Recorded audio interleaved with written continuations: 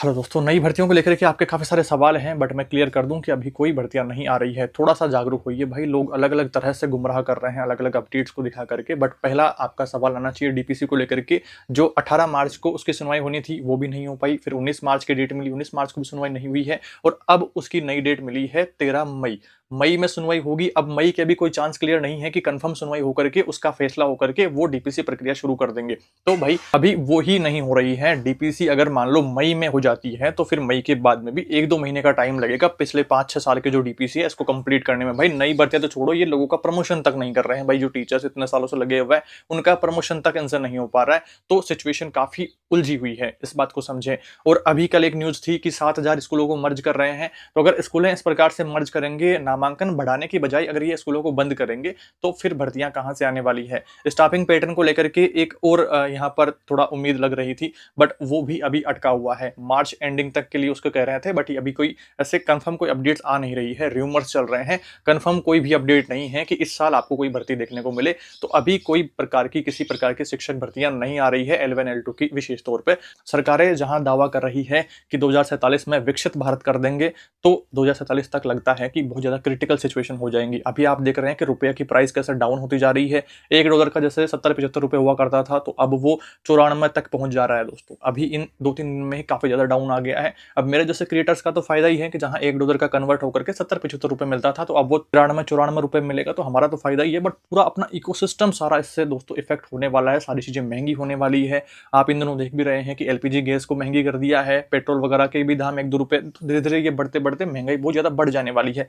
सभी चीजों के। अभी आप देख रहे हैं रैम स्टिक वगैरह, ये तो कंप्यूटर सिस्टम का मेरा सीपीयू थोड़ा सा लेग करने लगा था, उसको अपडेट करना था। बट मैं मार्केट होकर के आता हूँ, जिस रैम स्टिक को 8-9 हजार में कोई नहीं पूछता था भाई, अब वो 20-25 हजार की बिक रही है। तो आप देख रहे हैं कि किस तरह से पूरा मार्केट ही यहाँ पर सिस्टम हिला पड़ा है। और क्या लगता है, जहां पर चारों ओर बेईमानी हो, चारों ओर झूठ फरेब चल रहा हो, उस केस में क्या लगता है कि आपको महंगाई कम होगी? नहीं दोस्तों, ये महंगाई दिन दिन बढ़ने वाली है। अपने आप को स्टेबल करिए, अपने स्किल्स पर काम करिए, सब्जेक्ट विशेष पर काम करिए। सिर्फ भर्तियों के इंतजार में ना बैठ करके आप जो कोचिंग कर रहे हैं वो लगातार करते रहें, उसके साथ साथ अपनी स्किल्स पर काम करें। अपने किसी सब्जेक्ट विशेष को मजबूत करते हुए उसको थोड़ा सा अच्छे से करें कि कल को आपको प्राइवेट सेक्टर में ज्वाइन करना हो तो वो भी आप थोड़ा सा आपके पास में ऑप्शंस हों। और दोस्तों एक आर्टिकल आप स्क्रीन पर देखिए जिसमें भजन लाल जी की फोटो लगी हुई है और मेंशन किया हुआ है कि 2 लाख रुपए प्रति व्यक्ति आय से ऊपर हो गई है राजस्थान में, जो कि कहां तक सच है भाई? इनको डाटा कौन भेज दे रहा है? 2 लाख रुपए आय कहां हो गई है भाई? मैं तो दूर दूर तक देख रहा हूँ किसी की नहीं हुई भाई। मैं खुद इतना स्टेबल हूँ, मेरी तो नहीं हुई 2 लाख रुपए भाई।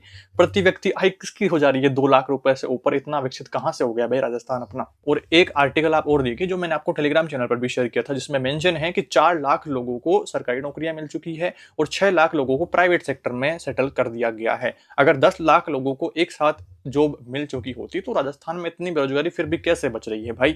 यही तो समझ में नहीं आ रहा है कि सरकारों के पास ये डाटा भेज कौन रहा है कि 10 लाख लोग सेटल हो चुके हैं। 10 लाख बेरोजगारों का सेटल होने का मतलब है कि अब तो कुछ गिने चुने लोग ही बचे होंगे। बट मैं तो दूर दूर तक देखता हूँ सारे बेरोजगार ही दिख रहे हैं भाई। तो जो भी सरकारों तक ये डाटा पहुंचा रहे हैं भाई, थोड़ा सा ग्राउंड लेवल पर भी काम किया करें, लोगों का फीडबैक लिया करिए। कैसे कोचिंगें भरी पड़ी है जयपुर में, कहां से बेरोजगारी खत्म हो गई है भाई? कोचिंग्स का डाटा आप निकलवाइए, आसपास की लाइब्रेरियों का डाटा आप निकलवाइए, कितने लोग हो जा रहे हैं भाई? 15 लाख से तो ऊपर हो जाएंगे बेरोजगार यहाँ पर मोटे मोटे। और बाकी जो सेल्फ स्टडी वगैरह कर रहे हैं अपने घर पे, तो वो तो अलग हो जा रहे हैं। तो 15 लाख तो आप लगभग मानिए। और अगर इस आर्टिकल की माने तो 10 लाख लोगों को अगर जॉब मिल गई है तो फिर तो 4-5 लाख ही बचे हैं। तो इतना मोटा आंकड़ा नहीं है। फिर भी लोग इतनी बेरोजगारी क्यों कर रहे हैं भाई? कमेंट्स में बताइए आप क्या कहेंगे इस बारे में। पक्ष विपक्ष की बात छोड़िए, वर्तमान भर्ती में जहां पद बढ़ने के चांसेस मुझे लग रहे थे कि अभी अगर डीपीसी प्रक्रिया थोड़ी जल्दी कंप्लीट हो जाती है, फिर स्टाफिंग पैटर्न आकर के थोड़ा और पद खाली होंगे, और जैसे प्रमोशन वगैरह सारी चीजें मिला करके फिर कुछ नए पद सर्जित वगैरह होकर के अच्छी संख्या में पद खाली होकर के नई भर्तियां भी सर्जित होंगी। और वर्तमान भर्ती में भी अगर पद बढ़ाए जाते हैं तो जो 80-85 नंबर वाले हैं तो उनको भी थोड़ा सा बेनिफिट होकर के वो इसी भर्ती में सेलेक्ट हो जाएंगे। तो एक थोड़ा सा काम ठीक से चल जाएगा भाई, लोगों को उम्मीद रहेगी आगे तैयारी के लिए।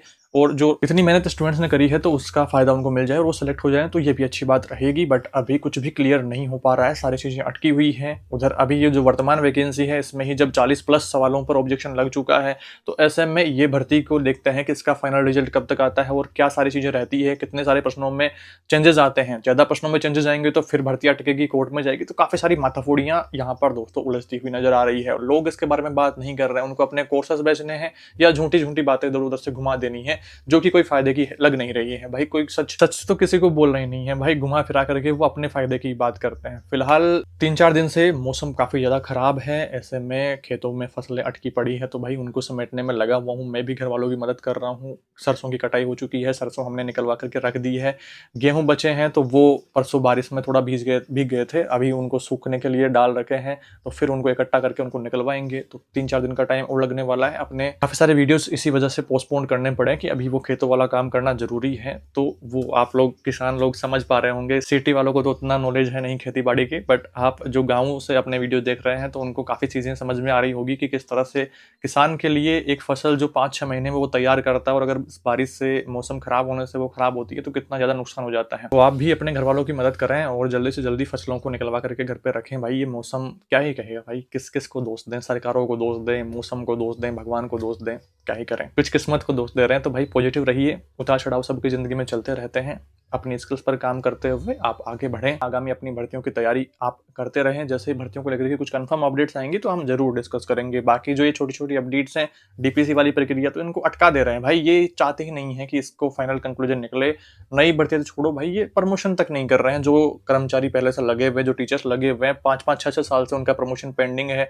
अब आप देखिए कि उनकी सैलरी बढ़ जाती 5 साल पहले ही और आज उनमें कितना इंक्रीमेंट हो जाता है। तो वो चीजें देखने वाली है कि भाई जो लगे हुए हैं उनका प्रमोशन ही इनसे नहीं हो पा रहा है, तो नई भर्तियों का तो क्या ही कहें। और एंड ऑफ द डे आपकी स्किल्स पर काम आपको ही करना पड़ेगा, आपके लिए एक अच्छा सोर्स आपको ही ढूंढना पड़ेगा, एक अच्छी फील्ड आपको ही चुननी पड़ेगी। तो अपना भला बुरा सब आप जानते हैं, जो आपको इजी वे पड़े वो स्ट्रीम आप चुने, जो आपको इजी वे पड़े उन स्किल्स पर काम करें, जो आप अफोर्ड कर सकते हैं उन स्किल्स पर काम करें, साथ साथ अपनी पढ़ाई के साथ साथ। बाकी जो थोड़ा सा 1-2 नंबर से रह रहे हैं तो वो थोड़ा सा पढ़ाई पर ही ज़्यादा फोकस करेंगे तो उनका सिलेक्शन जरूर से हो जाएगा, इस बार हो जाएगा, नहीं तो अगली बार में।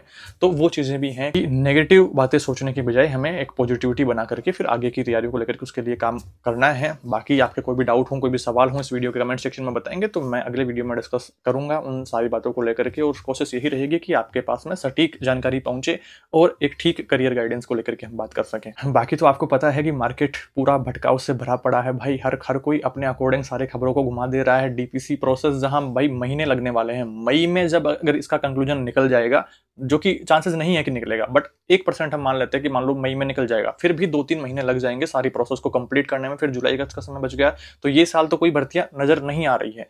बाकी तो देखो भाई सरकार क्या ही करे। सोचने वाली बातें हैं, कुछ मेन बातें मैंने इसमें बता दी है कि भर्तियों के लिए आप लोग मैसेज ना करें। शिक्षक भर्तियों की वर्तमान स्थिति मैंने बता दी है, फिलहाल कोई भर्ती किसी प्रकार की नहीं है। कंफर्म अपडेट्स को लेकर मैं बात करूं, रूमर्स तो ऐसे चलते रहते हैं, तो रूमर्स का तो क्या ही कहना।